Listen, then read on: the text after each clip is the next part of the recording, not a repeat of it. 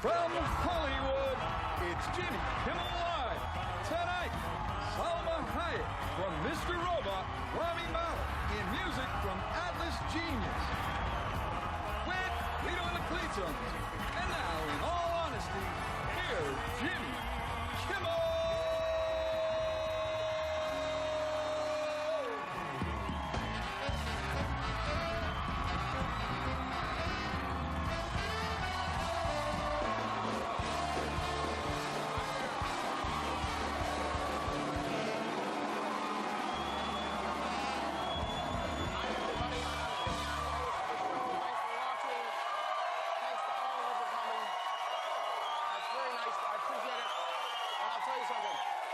We have a very good show for you tonight, but before we dive into it, I want to update you on an extremely important controversy I found myself in the middle of.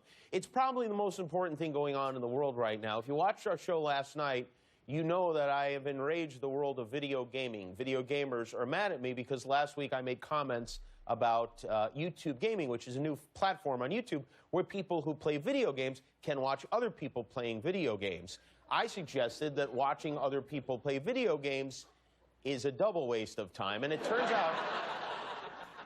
out I was wrong. I was very wrong. It's a great way to spend time. So we posted this video of me saying this to YouTube, and we got a lot of angry comments. I read a bunch of them last night, so then we posted that video to YouTube and got a lot more angry comments today. Now, before I read these, I do want to say not all of the comments were angry. Some were reasonable, a few were even nice, but most of them were not. So, for instance, here we go. Jimmy, I hope you get AIDS. Please just end your life, you fat, hairy nerd. I bet your kids will end up watching YouTube gaming videos instead of you. Please GTFO of YouTube and just drink some bleach, you degen F word. I will 60N your whole family, including your effing cat. Thanks for your time, you F word. I don't know why everyone thinks I have a cat. For the record, I am allergic to cats. Okay? So this is another one from there are a lot, so buckle in. What an ignorant a-hole. Just goes to show you how narrow-minded this idiot is. I don't know what's more annoying, listening to what's coming out of this guy's mouth or the sheep audience laughing along at the worst humor ever. That one's on you guys. That's right. Now they're attacking you. I3 Lays Paddock says, if you were on life support, I would plug it out and charge my phone. This one is original, at least. This guy says, go F a pigeon. I don't know.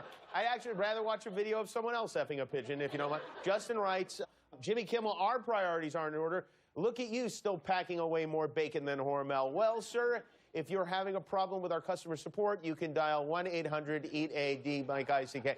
What I'm trying to say is, you're fat. I'm not going to sugarcoat that because you'd probably eat that too. I might.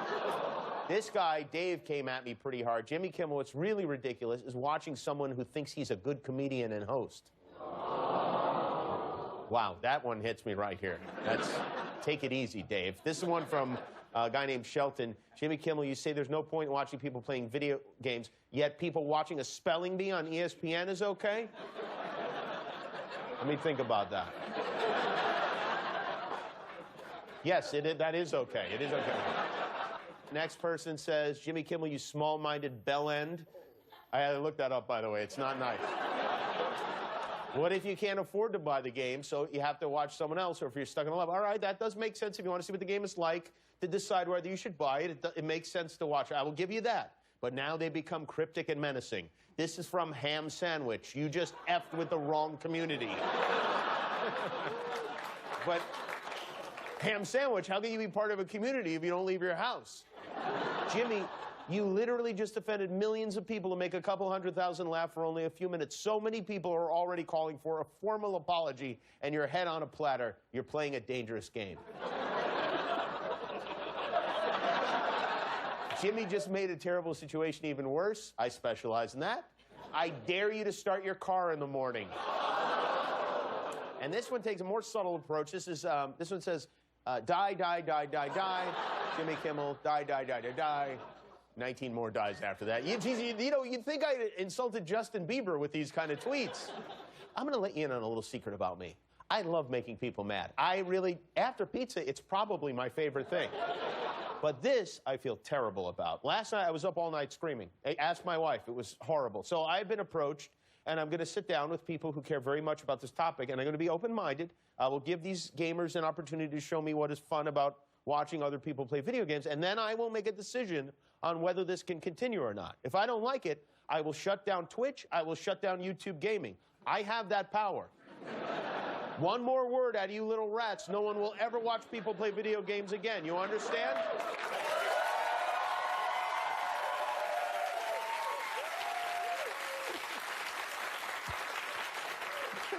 I'm fighting with a group made up mostly of 12-year-old boys. Meanwhile, in other world news, President Obama is keeping busy by doing reality television. Obama was in Alaska today to raise awareness of climate change, and while he was there, he taped an episode of the show Running Wild with Bear Grylls. This is a show, I don't know if you've seen it, celebrities eat mice and squirrels and drink bodily fluids. In this one, the president teaches us how to survive alone in the wilderness, surrounded by 14 Secret Service officers disguised as trees. Bear Grylls and President Obama will apparently trek through the forest together, eating roots and berries, which is basically what his wife makes him eat already, so it should be okay.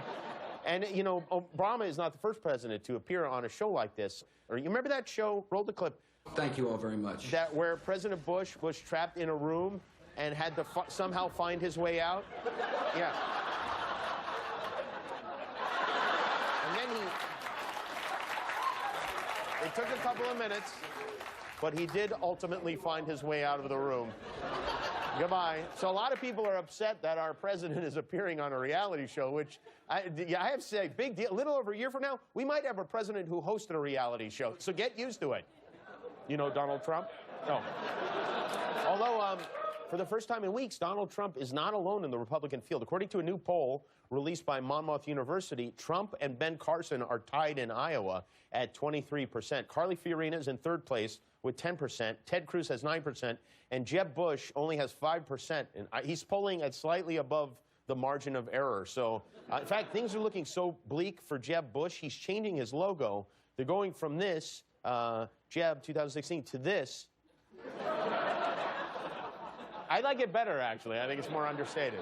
Are you familiar with this Ashley Madison, the website, and all the drama that's been going on? Well, first, the site was hacked, which resulted in millions of names of customers who were on the site looking for affairs being published on the internet. Some people lost their marriages over it. And it also revealed, this hack, that there are very few women on the site. Gizmodo did an analysis, and they estimate that only around 12,000 of the 36 million people on the site were real women. They say the rest were either fake or created by automated bots, not unlike a lot of the women here in Los Angeles. So Ashley Madison, they're trying to stay in business, and of course they're refuting these claims. This is good. According to an Ashley Madison spokesperson, this past week alone, hundreds of thousands of new users signed up, including more than 87,000 women. Now, if you believe that, I mean, besides the fact that the site got hacked and only a lunatic would sign up with them now, if a woman wants to cheat, she doesn't have to sign up for a website. She can just go into any bar in the world for like 4 minutes and come out with a man.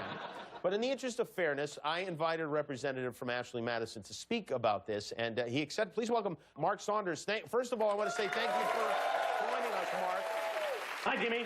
Thanks for giving me this opportunity to clear everything up. Of course. So as you know, these hackers in the press have been saying that your website is almost 95% men, maybe more, and that most of the profiles for the women on the site are fake. Well, that couldn't be further from the truth. Our website is for people who realize that life is short and that they want to have an affair. That idea is just as appealing to women as it is to men. Okay, I assume you can understand why that's hard to believe. All the data we've seen from the hack shows that you had almost all male clients. Well, I mean, that data is not accurate. I mean, this is a concerted effort by a hacker or a small group of hackers to destroy our reputation and our business. Well, that may be true. I still don't believe women are signing up for this website. Women are signing up for it. Do you have any proof of that? I mean, it's because it seems like you're trying to sell people on something that... I mean, honestly, absolutely we have proof. Well, I'd love to see that proof that you have. I mean, there's a woman here who signed up right now. Really? Really? Well, I think we'd love to talk to her. I would love to talk to her. Yeah, fine. Yeah, fine. I'll go get her. I bet he never comes back. You know what? There are no women that are signing up, especially now. There certainly aren't any women that are signing up for the Ashley Madison. Oh, my goodness. Hi, Jimmy. Hi. I heard you didn't believe that women used Ashley Madison. Yeah. Well, I'm here to tell you that that's just accents, my dear. Oh, well, what's your name? Canna. Canna? Yeah, it's Canna. I have to go now, but you're really cute. I hope you sang it for Ashley Madison. Oh.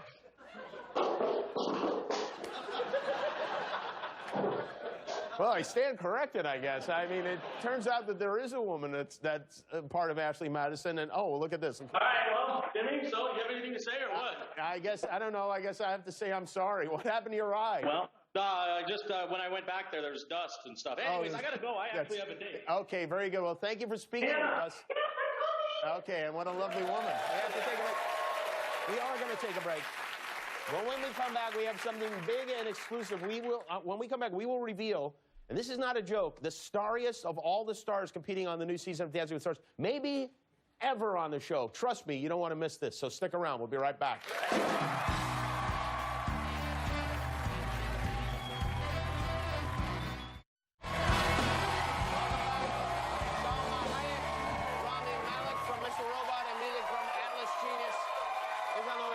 As you know, we're committed to excellence on this program, so we scour the globe for the finest and shiniest journalism out there. And tonight we present weatherman Stevie Jacobs from Today, Australia, with the award for excellence in reporting. Same time, you get military training and become a... Oh, no! That went swimmingly. Can we see that one more time?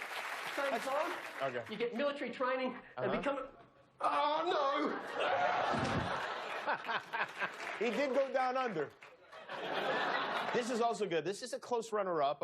We will give an honorable mention tonight to Gavin Gray of BBC News for reading everything in the teleprompter, whether he was supposed to read it or not. We didn't really know the full story of what was going on. All of a sudden, 5 hours later, we're not even supposed to be at our destination. We had to deboard the plane. Pause for effect. Now, a Russian has been crowned air guitar world champion in Finland. He's new to parentheses. They just got over there. All right, now it is time for the big exclusive announcement I promised before the break. Season 21 of Dancing with the Stars premieres on Monday, September 14th. I remember when I heard about this show here at ABC, they're like, we're going to put stars on Dancing. I said, that's just the dumbest thing I ever heard. And here we are, like 13 years later. So far, 8 of the 13 cast members have been revealed, including Shaka Khan, Nick Carter, Andy Grammer, Bindi Irwin. And tonight, I have the distinct honor of revealing the biggest name of all. So without further ado, please welcome contestant number 9, ladies and gentlemen, Mr. Gary Busey. Gary!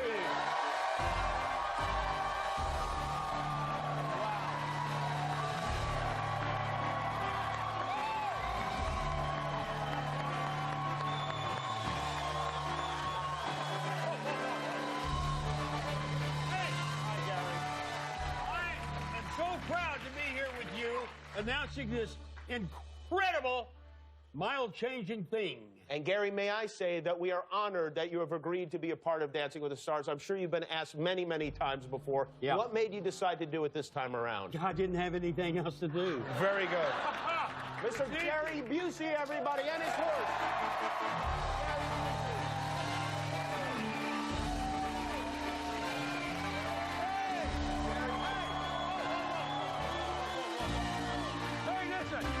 Listen, everybody. I want, after I dance on Dancing with the Stars, please pick up your telephones and vote for me. And vote for Gary.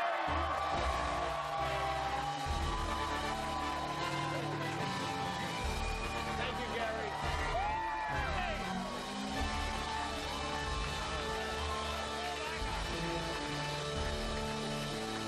Well, it's going to be a great season, folks.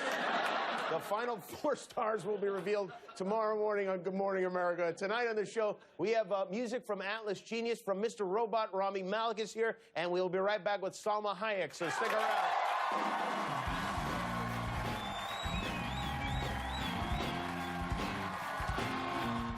Hi there, how you doing?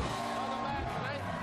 From the excellent new show, Mr. Robot, the star of that program, Rami Malek, is here with us. And then all the way from Adelaide, their new album is called Inanimate Objects, Atlas Genius from the Samsung stage.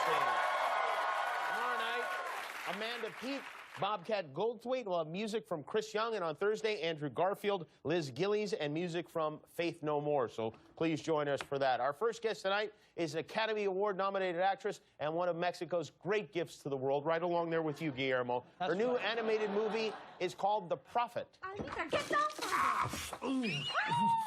Oh, I'm so sorry, Almita. Almita is sorry. Oh, here, let me. You do it. That must hurt so much. No. I'm fine, really. Oh, no. Look at your painting. It's completely ruined. No, not at all. In fact, it's improved. The Prophet is in theaters now. Please welcome Salma Hayek.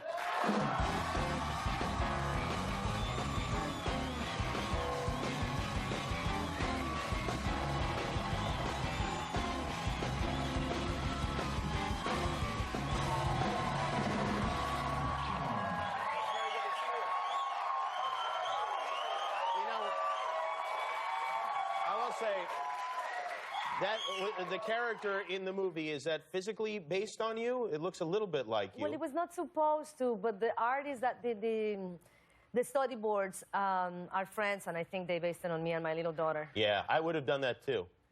I would have had you posing for weeks and weeks, and and your daughter plays one of the voices in the film as well. Not in the American version. Oh. But the distributors of France asked me if she could do the voice of the little girl in France, and I said I don't think so.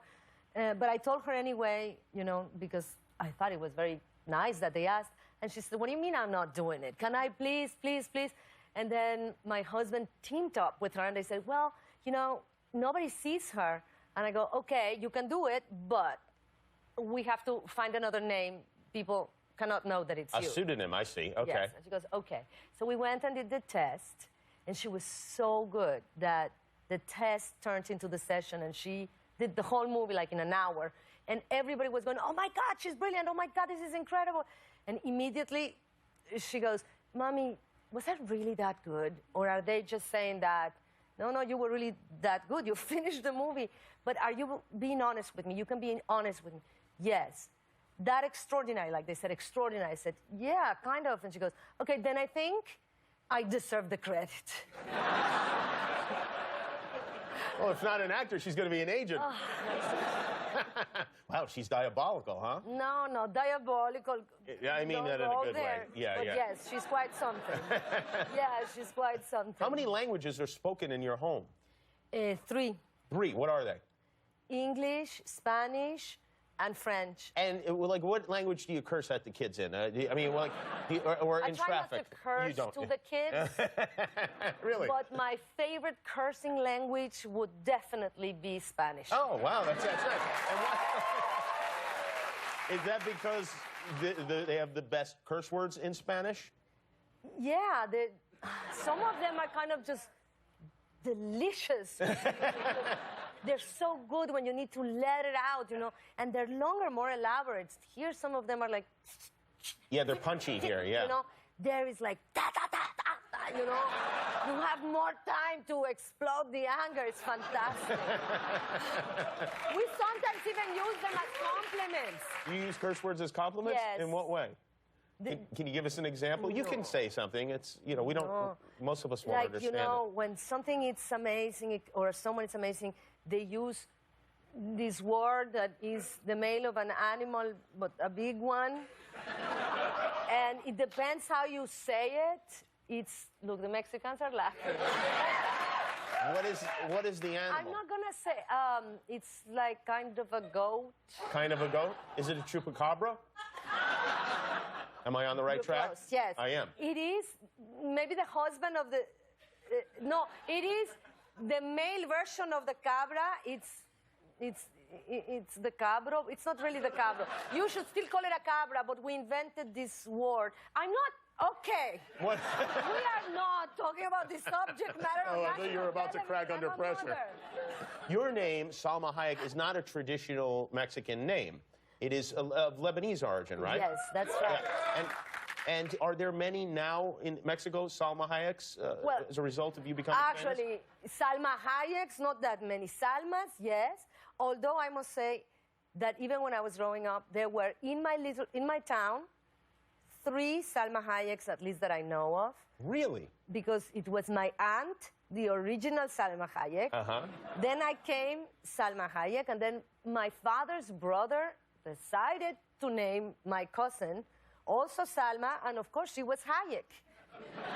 So, you know, as you know, we were all the Salma Hayeks in the town, but then my name became kind of known. Yeah. And then it's funny because I hear rumors that my aunt, sometimes she got married and her name was Perez, but sometimes for special reservations or something, she would say under the name of what? Salma Hayek.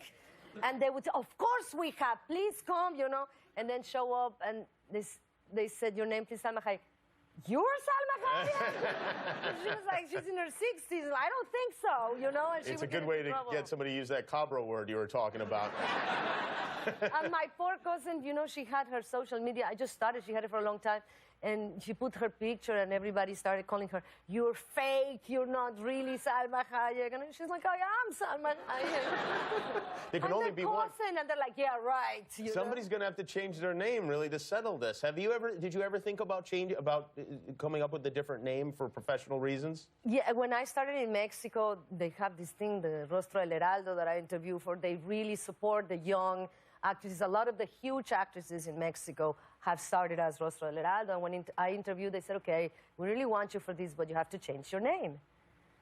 And I said, why? It's ugly, and nobody's going to be able to say it.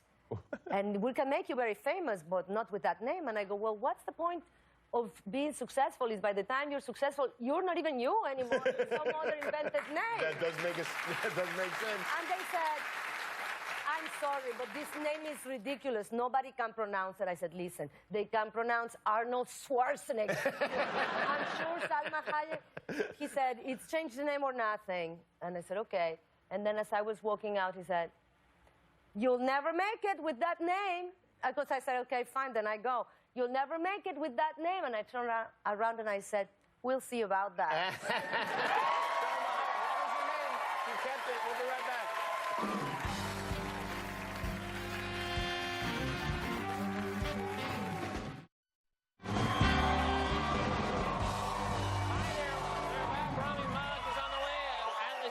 Too. Salma Hayek is here, and by the way, it's after midnight as we air right now. It is your birthday. Happy birthday! Happy birthday to you. What's the best gift you ever got for your birthday in your life? I've gotten some really good ones, very memorable ones. But you know what? One time I got a very special one from Antonio Banderas while we were doing Desperado, and I had fallen in love with these 2 monkeys that were supposed to be in the movie, and then they got cut out. But I was spending all my time with them, and then they were going to take them away, and I was sobbing because they were actually staying with me by now, the monkeys. And they took them away, and I'm like, oh, my children.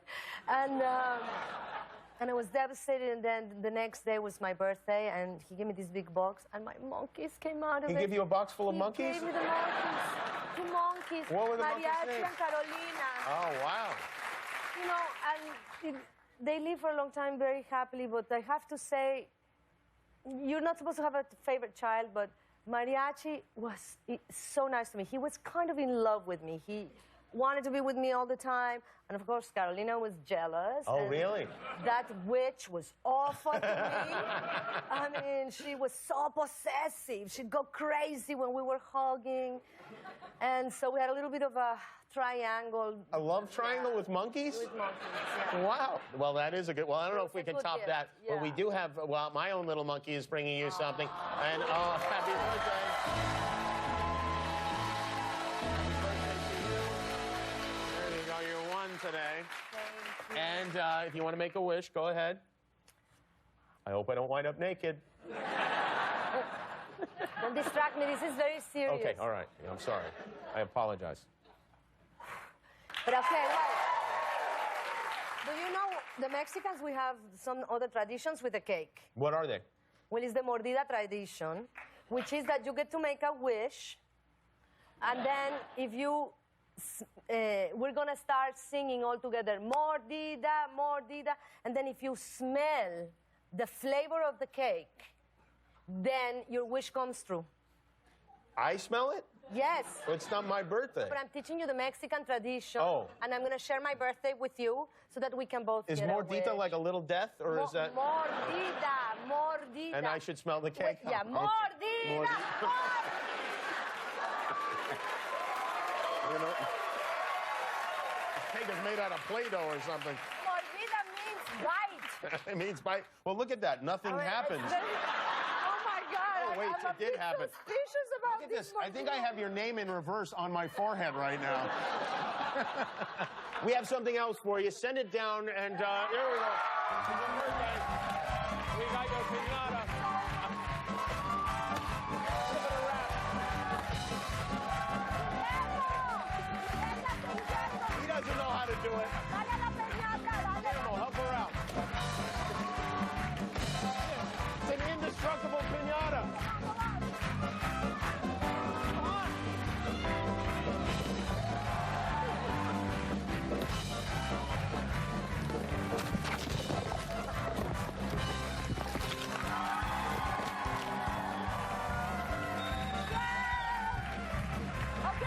Oh my God, wait! Oh my God, there are 2 monkeys in here.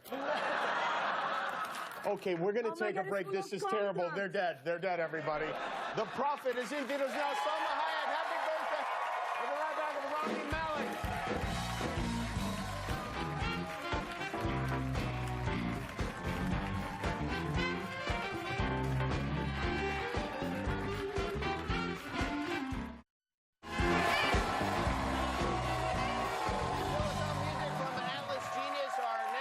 Is a terrific actor who starts on my favorite news show. If you haven't seen it yet, you better catch up quick. The season finale of Mr. Robot airs tomorrow night on USA. Please welcome Rami Malek. I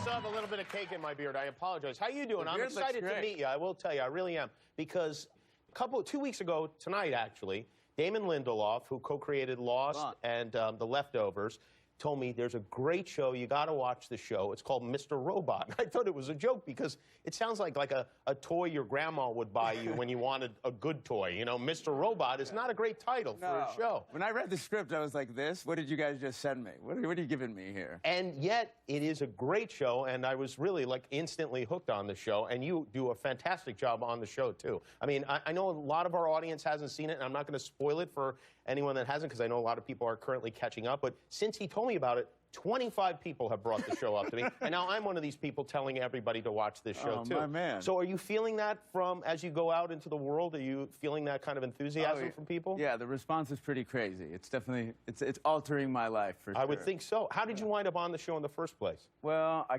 went in to read for this show. I read the script, and I was taken aback by how relevant it was and how just good it was, and then I went in to read for the executive producer, and later on he told me, he goes, you know, the reason you're here is because my girlfriend she's the one that loved you in this show called The Pacific. And I said, who's your girlfriend? She says, he goes, it's Emmy Rossum. So that actress actually brought me in. That was pretty cool. Wow. And yesterday, found out that they got engaged. So. Well, as a result of you being cast in the show. Right. I said, you gotta lock it down, man. You're from here in L.A., right? Yeah. And you've been acting for a long time. This is your first really, like, big thing. Yeah. I know you have a twin brother. Is he an identical twin brother, your brother? He's an identical twin, yeah. We don't look as much alike as we used to, but, yeah, we're identical. Did you ever do the thing where you switch places for ill-gotten gains or whatever evil purposes? Yeah, we did a lot. We were troublemakers as kids. We did some bad stuff. One day, give us one bad thing. This is good. This could get him in trouble. But okay, good. Perfect. Yeah, it is perfect. So he calls me one day. I had just gotten back from theater school. We went to different colleges, and he calls me. He calls me kind of a panic. He goes, hey, do you know a Greek monologue from a Greek tragedy? And I'm like, yeah, of course. I've just been doing this for 4 years. He goes, listen, I need you to come down to my university, a major American university here in Los Angeles. He goes, I need you to do this for my class. It's going to give me the points I need to get my degree. I'm short on these units. She's offering points if anybody comes in and does this monologue. I'm like, all right. I can do this. I was born, I just went for 4 years. I'm going to get my audience. Born to do this. Yeah. So he's like, all right, black shirt, jeans, black shoes. That's what I got on right now. And I suit up and I get over there. I'm running late, running over the hill, park the car in the red. He sees me. He's like, come here. All right, you're going to go into this building. Draws me like this crude map. Walking by financial aid. He's going, you're going to walk by Eduardo. Eduardo's going to ask you, but you know what's going on. Say hi to his kids. Move on to the lecture hall. It's for whatever it is. I'm like, geez, this is a lot for me to handle right now. So I make it to the lecture hall, and she pulls me in the class. She goes, hey, are you ready to do this? I go, yeah, I'm going to get my points, and we're going to make this happen. And I deliver this monologue in front of the entire lecture hall, and I get a few applause. People dig it, and I think she starts looking at me kind of accusatorily, like, where the hell did you come up with that? I watched you this whole year. There's nothing like that going on, man. So she pulls me out of the class. Oh. And, yeah, she's like, can you come outside? And she goes, how did you learn how to do that? And I go, it's just a hobby.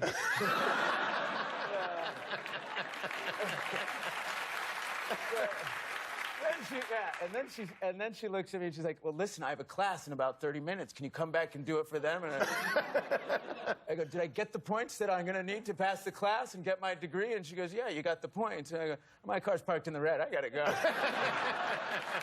Well done. Is that your brother over there? Oh, there is your brother. Oh, there. Yeah, he's wearing facial hair. Hey, is your brother getting any, like, girls or anything as a result of your stardom? I went into a bar the other day, and I swear, girls are like, before, you know, I do all right. Now they're looking, and they start to say, oh, you know, they used to say, he looks kind of unusual. And now it's more, hey, the guy's exotic. So he's loving being called exotic, too. I think the other day he hit me up. He goes, hey, when am I going to get some of this Mr. Robot shrapnel? It's on its way. You need it. Maybe a little crew cut would be a good idea. Yeah, get rid of that beard. No problem. He's denying it at places. I mean, he has the brunt of it. He's always like, no, it's not me. I have a twin. They're like, screw you. Stop lying. Well, the show is absolutely great. I can't wait to see the season finale. Is it good? Have you seen it? It's so good. I think I could say that the season finale is our finest episode. It kind of it answers a lot of big questions, and it wraps the entire season up pretty tight. USA did a very smart thing. They picked your show up for a second season before the first episode even aired. They knew they had such a good show on their hands. And I will say this, you will be nominated for an Emmy next year. I guarantee it for me back. That's Rami Malek. Mr. Robot, the season finale tomorrow night at 10 on USA. We'll be right back with Atlas Genius.